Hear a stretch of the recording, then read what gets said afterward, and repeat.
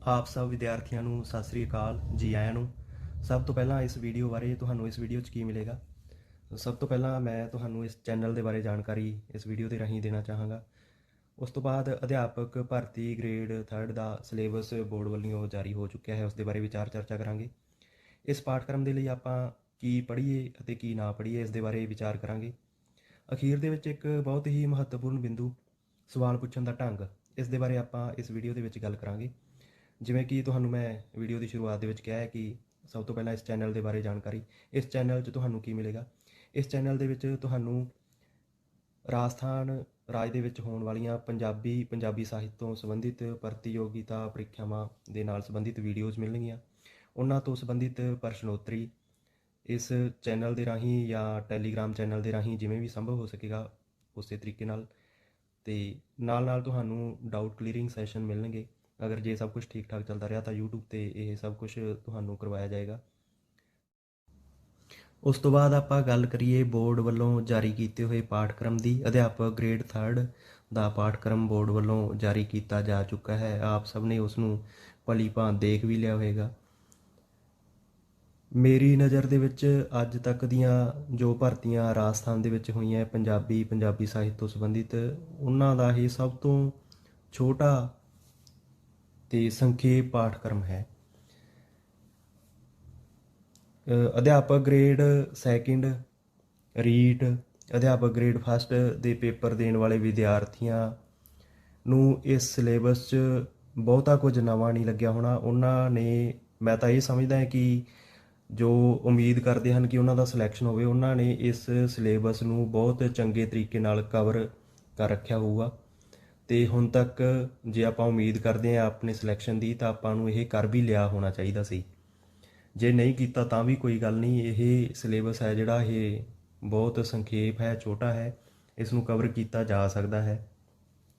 ਬਿੰਦੂਵਾਰ ਅਸੀਂ ਇਸ ਪਾਠਕ੍ਰਮ ਦੀ ਗੱਲ ਕਰੀਏ ਤਾਂ 1 ਤੋਂ ਲਾ ਕੇ 5 ਤੱਕ ਜਿਹੜੇ ਬਿੰਦੂ ਹੈ ਉਹ ਵਿਆਕਰਨ ਦੇ ਨਾਲ ਸੰਬੰਧਿਤ ਹਨ। ਬਿੰਦੂ ਸੰਖਿਆ 6, 7 ਇਹ ਸਾਹਿਤ ਰੂਪ, ਛੰਦ ਇਸ ਦੇ ਨਾਲ ਸੰਬੰਧਿਤ ਹਨ। ਬਿੰਦੂ ਸੰਖਿਆ 8 ਅਤੇ 9 ਲੋਕ ਸਾਹਿਤ, ਪੰਜਾਬੀ ਸੱਭਿਆਚਾਰ ਦੇ ਨਾਲ ਸੰਬੰਧਿਤ ਹਨ। ਬਿੰਦੂ ਸੰਖਿਆ 10 ਇਹਨਾਂ ਸਾਰੇ ਬਿੰਦੂਆਂ ਦੀ ਵਿਆਖਿਆ ਕਰਦੇ ਹੋਏ ਕਹਿੰਦਾ ਹੈ ਕਿ ਰਾਜਸਥਾਨ ਸਕੂਲ ਸਿੱਖਿਆ ਵਿਭਾਗ ਦੁਆਰਾ ਜਮਾਤ 6ਵੀਂ ਤੋਂ 10ਵੀਂ ਤੱਕ ਨਿਰਧਾਰਤ ਮੌਜੂਦਾ ਪਾਠਕ੍ਰਮ ਵਿੱਚ ਸ਼ਾਮਲ ਪਾਠ ਪੁਸਤਕਾਂ ਉੱਪਰ ਆਧਾਰਿਤ ਜਾਣਕਾਰੀ ਭਰਪੂਰ ਪ੍ਰਸ਼ਨ। ਇੱਥੇ ਚਾਹੇ ਸਾਡੇ ਲਈ 6ਵੀਂ ਤੋਂ 10ਵੀਂ ਤੱਕ ਦੀਆਂ ਪਾਠ ਪੁਸਤਕਾਂ ਹੀ ਨਿਰਧਾਰਿਤ ਕੀਤੀਆਂ ਗਈਆਂ ਹਨ, ਪਰ ਉੱਪਰ ਦਿੱਤੇ ਹੋਏ ਪਾਠਕ੍ਰਮ ਦਾ ਬਹੁਤਾ ਹਿੱਸਾ ਰਾਜਸਥਾਨ ਬੋਰਡ ਦੁਆਰਾ ਜਾਰੀ ਜਮਾਤ 9ਵੀਂ ਤੋਂ ਲੈ ਕੇ 12ਵੀਂ ਤੱਕ ਦੀਆਂ ਕਿਤਾਬਾਂ ਦੇ ਵਿੱਚ ਸਾਨੂੰ ਮਿਲ ਜਾਂਦਾ ਹੈ। ਇਸ ਲਈ ਮੈਂ ਤੁਹਾਨੂੰ ਇਹ ਨਹੀਂ ਕਹਾਂਗਾ ਕਿ ਇਹ ਕਿਤਾਬਾਂ ਹੈ ਜਿਹੜੀਆਂ ਜਮਾਤ 9ਵੀਂ ਤੋਂ ਲੈ ਕੇ 12 ਤੱਕ ਦੀਆਂ, ਇਹ ਸਾਰੀਆਂ ਹੀ ਕਿਤਾਬਾਂ ਆਪਾਂ ਨੂੰ ਪੜ੍ਹਨ ਦੀ ਜ਼ਰੂਰਤ ਹੈ, ਜਦੋਂ ਕਿ ਸਾਨੂੰ ਉਸ ਦੇ ਵਿੱਚ ਦੇਖਣਾ ਪਵੇਗਾ ਕਿ ਸਾਡੇ ਲਈ ਕਿਹੜੇ ਬਿੰਦੂ ਇੰਪੋਰਟੈਂਟ ਹੈ, ਅਸੀਂ ਕਿਹੜੇ ਬਿੰਦੂ ਪੜ੍ਹਨੇ ਆ, ਸਾਡੇ ਪਾਠਕ੍ਰਮ ਦੇ ਵਿੱਚ ਕਿਹੜੇ ਬਿੰਦੂ ਨਿਰਧਾਰਿਤ ਹਨ। ਬਿੰਦੂ ਸੰਖਿਆ 1 ਤੋਂ ਲੈ ਕੇ 5 ਤੱਕ ਦੀ ਜਿਹੜੀ ਆਪਾਂ ਗੱਲ ਕਰੀ ਸੀਗੀ, ਉਹ ਆਧੁਨਿਕ ਪੰਜਾਬੀ ਵਿਆਕਰਨ ਪੰਜਾਬ ਸਕੂਲ ਸਿੱਖਿਆ ਬੋਰਡ ਦਾ ਜਿਹੜਾ ਵਿਆਕਰਨ ਹੈ ਉਸ ਦੇ ਵਿੱਚੋਂ ਆਪਾਂ ਨੂੰ ਮਿਲ ਜਾਂਦੇ ਹੈ। ਬਿੰਦੂ ਸੰਖਿਆ 6 ਅਤੇ 7 ਦੇ ਵਿੱਚ ਜੋ ਆਪਾਂ ਨੂੰ ਹੈਗੇ ਟੌਪਿਕ, ਛੰਦ, ਰਸ, ਸਾਹਿਤ ਦੇ ਰੂਪ, ਇਹ ਸਾਰੇ ਆਪਾਂ ਨੂੰ ਪੰਜਾਬ ਸਕੂਲ ਸਿੱਖਿਆ ਬੋਰਡ ਦੁਆਰਾ ਛਾਪੀ ਹੋਈ ਕਿਤਾਬ ਸਾਹਿਤ ਬੋਧ ਦੇ ਵਿੱਚੋਂ ਮਿਲ ਜਾਂਦੇ ਹੈ। ਸਾਹਿਤ ਬੋਧ ਦੇ ਵਿੱਚੋਂ ਇਹ ਸਾਰੇ ਟੌਪਿਕ ਹੈ ਜਿਹੜੇ ਇਹ ਆਪਾਂ ਨੂੰ ਕਵਰ ਹੁੰਦੇ ਹਨ। ਅਤੇ ਸਿਲੇਬਸ ਦਾ ਜਿਹੜਾ ਆਖਰੀ ਭਾਗ ਹੈ, ਪੰਜਾਬੀ ਅਧਿਆਪਨ ਦੇ ਸਿਧਾਂਤ ਤੋਂ ਲੈ ਕੇ ਪੰਜਾਬੀ ਭਾਸ਼ਾ ਸਿੱਖਿਆ ਦੀਆਂ ਵਰਤਮਾਨ ਸਮੱਸਿਆਵਾਂ ਅਤੇ ਸੁਧਾਰ ਤੱਕ, ਇਹ ਸਾਰੇ ਦਾ ਸਾਰਾ ਜਿਹੜਾ ਪਾਠਕ੍ਰਮ ਹੈ, ਇਹ ਪੰਜਾਬੀ ਭਾਸ਼ਾ ਦਾ ਅਧਿਆਪਨ ਇੰਦਰਦੇਵ ਨੰਦਰਾ ਦੁਆਰਾ ਲਿਖੀ ਹੋਈ ਕਿਤਾਬ ਹੈ। ਪੰਜਾਬੀ ਤੋਂ ਸੰਬੰਧਿਤ ਅੱਜ ਤੱਕ ਦੇ ਜਿੰਨੇ ਵੀ ਪੇਪਰ ਹੋਏ ਹਨ, ਜਿਨ੍ਹਾਂ ਦੇ ਵਿੱਚ ਸਿੱਖਿਆ ਸਿਧਾਂਤਾਂ ਦੀ ਗੱਲ ਕੀਤੀ ਜਾਂਦੀ ਹੈ, ਉਹਨਾਂ ਤੋਂ ਸੰਬੰਧਿਤ ਪ੍ਰਸ਼ਨ ਪੰਜਾਬੀ ਭਾਸ਼ਾ ਦਾ ਅਧਿਆਪਨ ਕਿਤਾਬ ਦੇ ਵਿੱਚੋਂ ਮੇਰੇ ਖਿਆਲ ਦੇ ਨਾਲ ਅੱਜ ਤੱਕ ਬਾਹਰ ਨਹੀਂ ਗਿਆ। ਇਸ ਕਿਤਾਬ ਦੇ ਬਾਰੇ ਆਪਾਂ ਕਹੀਏ ਤਾਂ ਇਸ ਕਿਤਾਬ ਦੇ ਵਿੱਚ ਸੰਪੂਰਨਤਾ ਹੈ। ਜੋ ਕੁਝ ਵੀ ਅੱਜ ਤੱਕ ਪੁੱਛਿਆ ਗਿਆ ਉਹ ਮੇਰੇ ਖਿਆਲ ਦੇ ਨਾਲ ਇਹ ਕਿਤਾਬ ਕਵਰ ਕਰਦੀ ਹੈ। ਮਹਾਭਾਰਤ ਦੇ ਬਾਰੇ ਇੱਕ ਗੱਲ ਕਹੀ ਜਾਂਦੀ ਹੈ, ਸੰਸਾਰ ਦੇ ਕਿਸੇ ਵੀ ਗ੍ਰੰਥ ਵਿੱਚ ਜੋ ਖੂਬਸੂਰਤੀ ਹੈ ਉਹ ਮਹਾਭਾਰਤ ਵਿੱਚ ਮੌਜੂਦ ਹੈ। ਜੋ ਮਹਾਭਾਰਤ ਵਿੱਚ ਨਹੀਂ ਉਹ ਕਿਤੇ ਵੀ ਨਹੀਂ। ਇਹੀ ਗੱਲ ਜੇ ਇੰਦਰਦੇਵ ਨੰਦਰਾ ਦੀ ਕਿਤਾਬ ਪੰਜਾਬੀ ਭਾਸ਼ਾ ਦਾ ਅਧਿਆਪਨ ਦੇ ਬਾਰੇ ਕਹਿਣੀ ਹੋਵੇ, ਸਿੱਖਿਆ ਸਿਧਾਂਤਾਂ ਦੇ ਬਾਰੇ, ਜਿਹੜੇ ਸਿੱਖਿਆ ਸਿਧਾਂਤ ਦੂਜੀਆਂ ਕਿਤਾਬਾਂ 'ਚ ਹੈਗੇ ਉਹ ਇੰਦਰਦੇਵ ਨੰਦਰਾ ਦੀ ਕਿਤਾਬ ਵਿੱਚ ਵੀ ਹੈਗੇ ਹੈ, ਅਤੇ ਜੋ ਇੰਦਰਦੇਵ ਨੰਦਰਾ ਦੀ ਕਿਤਾਬ 'ਚ ਨਹੀਂ ਹੈ ਸਿੱਖਿਆ ਸਿਧਾਂਤਾਂ ਦੇ ਬਾਰੇ ਉਹ ਫਿਰ ਕਿਤੇ ਵੀ ਨਹੀਂ ਹੈ। ਜਿਨ੍ਹਾਂ ਵਿਦਿਆਰਥੀਆਂ ਨੂੰ ਲੱਗਦਾ ਹੈ ਕਿ ਮੈਂ ਆਧੁਨਿਕ ਪੰਜਾਬੀ ਵਿਆਕਰਨ ਅਤੇ ਲੇਖ ਰਚਨਾ ਨੂੰ ਬਹੁਤ ਚੰਗੇ ਤਰੀਕੇ ਦੇ ਨਾਲ ਪੜ੍ਹ ਲਿਆ ਹੈ, ਉਹਨਾਂ ਵਿਦਿਆਰਥੀਆਂ ਦੇ ਲਈ ਮੈਂ ਇੱਕ ਉਦਾਹਰਨ ਦੇਵਾਂਗਾ। ਤੁਹਾਡੇ ਸਾਹਮਣੇ ਸਕਰੀਨ 'ਤੇ 3 ਕਿਤਾਬਾਂ ਦਿਖਾਈ ਦੇ ਰਹੀਆਂ ਹਨ।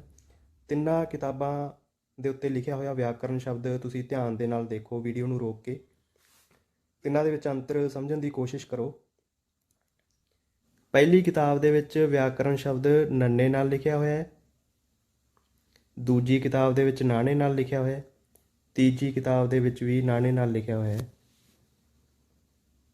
ਤਾਂ ਇਹ ਫਰਕ ਕਿਉਂ ਆ ਗਿਆ?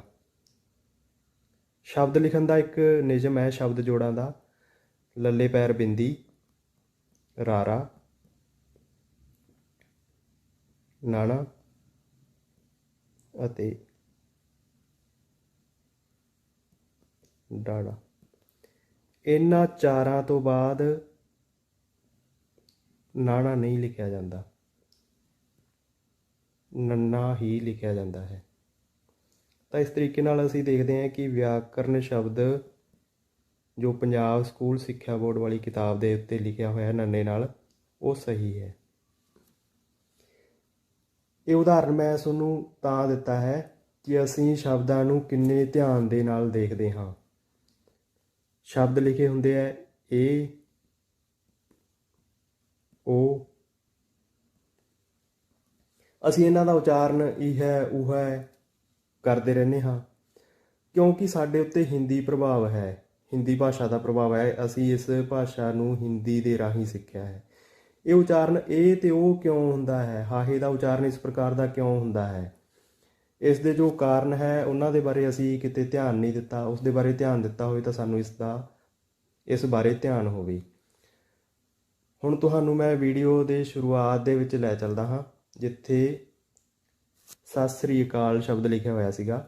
ਤੁਸੀਂ ਉੱਥੇ ਗੌਰ ਕੀਤੀ ਹੋਵੇ ਤਾਂ ਸ੍ਰੀ ਸ਼ਬਦ ਇਸ ਤਰੀਕੇ ਦੇ ਨਾਲ ਲਿਖਿਆ ਹੋਇਆ ਹੈ, ਉਸ ਦੇ ਪੈਰ ਦੇ ਵਿੱਚ ਬਿੰਦੀ ਨਹੀਂ ਪਾਈ ਹੋਈ ਸੱਸੇ ਦੇ। ਹਿੰਦੀ ਦੇ ਵਿੱਚ ਸ਼ੈ ਸ਼ਲਗਮ ਦੇ ਨਾਲ ਲਿਖਿਆ ਜਾਂਦਾ ਹੈ ਸ਼੍ਰੀ, ਤਾਂ ਅਸੀਂ ਉਸੇ ਪ੍ਰਭਾਵ ਦੇ ਕਾਰਨ ਇੱਥੇ ਵੀ ਬਿੰਦੀ ਪਾ ਦਿੰਦੇ ਹਾਂ, ਜਦੋਂ ਕਿ ਸ੍ਰੀ ਸ਼ਬਦ ਬਿੰਦੀ ਤੋਂ ਬਿਨਾਂ ਹੀ ਸਹੀ ਹੈ। ਇਹ ਮੈਂ ਇਸ ਲਈ ਤੁਹਾਨੂੰ ਦੱਸ ਰਿਹਾ ਕਿ ਇਸ ਨੂੰ ਮੈਂ ਹਾਈਲਾਈਟ ਇਸ ਲਈ ਕਰਿਆ ਸੀਗਾ ਕਿ ਅਸੀਂ ਸ਼ਬਦਾਂ ਨੂੰ ਕਿੰਨੇ ਧਿਆਨ ਦੇ ਨਾਲ ਪੜ੍ਹਦੇ ਹਾਂ। ਜੇ ਤਾਂ ਅਸੀਂ ਸ਼੍ਰੀ ਨੂੰ ਸਹੀ ਸਮਝਦੇ ਸੀ ਤਾਂ ਇਸ ਨੂੰ ਗਲਤ ਸਮਝਣਾ ਚਾਹੀਦਾ ਸੀਗਾ, ਅਤੇ ਜੇ ਇਸ ਤਰੀਕੇ ਦੇ ਨਾਲ ਲਿਖਿਆ ਹੋਇਆ ਸੀ ਤਾਂ ਸਾਡਾ ਸਵਾਲ ਇਹ ਹੋਣਾ ਚਾਹੀਦਾ ਸੀ ਕਿ ਇਸ ਤਰੀਕੇ ਨਾਲ ਕਿਉਂ ਲਿਖਿਆ ਹੋਇਆ ਹੈ। ਕਿਉਂਕਿ ਸਾਡੇ ਪਾਠਕ੍ਰਮ ਦੇ ਵਿੱਚ ਇੱਕ ਟੌਪਿਕ ਸ਼ੁੱਧ ਅਤੇ ਅਸ਼ੁੱਧ ਸ਼ਬਦਾਂ ਦਾ ਵੀ ਹੈ। ਅਗਰ ਅਸੀਂ ਸ਼ਬਦਾਂ ਦੇ ਉੱਤੇ ਗੌਰ ਕਰਕੇ ਚੱਲਾਂਗੇ ਤਾਂ ਸਾਡਾ ਇਹ ਟੌਪਿਕ ਕਲੀਅਰ ਹੁੰਦਾ ਰਹਿੰਦਾ ਹੈ ਆਪਣੇ ਆਪ ਇਸ ਤਰੀਕੇ ਨਾਲ। ਅਖੀਰ ਦੇ ਵਿੱਚ ਅਸੀਂ ਗੱਲ ਕਰਾਂਗੇ ਸਵਾਲ ਪੁੱਛਣ ਦਾ ਢੰਗ ਜਾਂ ਸਵਾਲ ਨੂੰ ਪੜ੍ਹਨ ਦਾ ਢੰਗ। ਇਸ ਲਈ ਮੈਂ ਤੁਹਾਡੇ ਨਾਲ ਇੱਕ ਵਿਦਿਆਰਥੀ ਅਤੇ ਅਧਿਆਪਕ ਦੀ WhatsApp ਚੈਟ ਸਾਂਝੀ ਕਰ ਰਿਹਾ ਹਾਂ।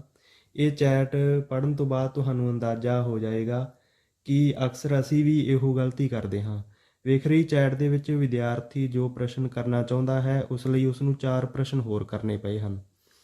ਇਸ ਲਈ ਜਵਾਬ ਦੇਣ ਵਾਲਾ ਵੀ ਸਹੀ ਜਵਾਬ ਨਹੀਂ ਦੇ ਪਾ ਰਿਹਾ। ਸਾਡਾ ਸਵਾਲ ਜਿੰਨਾ ਸਟੀਕ ਹੋਵੇਗਾ ਉੱਤਰ ਵੀ ਉਨਾ ਹੀ ਸਟੀਕ ਹੋਏਗਾ। ਦਰਅਸਲ ਪ੍ਰਸ਼ਨਕਰਤਾ ਨੂੰ ਪੁੱਛਣਾ ਚਾਹੀਦਾ ਸੀ ਕਿ ਮੈਨੂੰ ਭੁਲੇਖਾ ਹੈ ਦਮੋਦਰ ਦਾ ਕਿੱਸਾ ਕਿਸ ਛੰਦ ਵਿੱਚ ਲਿਖਿਆ ਹੋਇਆ ਹੈ।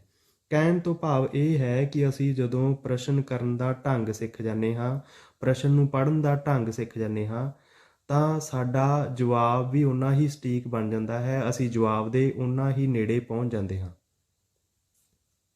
ਮਿਲਦੇ ਹਾਂ ਇੱਕ ਨਵੀਂ ਵੀਡੀਓ ਦੇ ਨਾਲ ਛੇਤੀ ਹੀ। ਉਦੋਂ ਤੱਕ ਸਤਿ ਸ੍ਰੀ ਅਕਾਲ।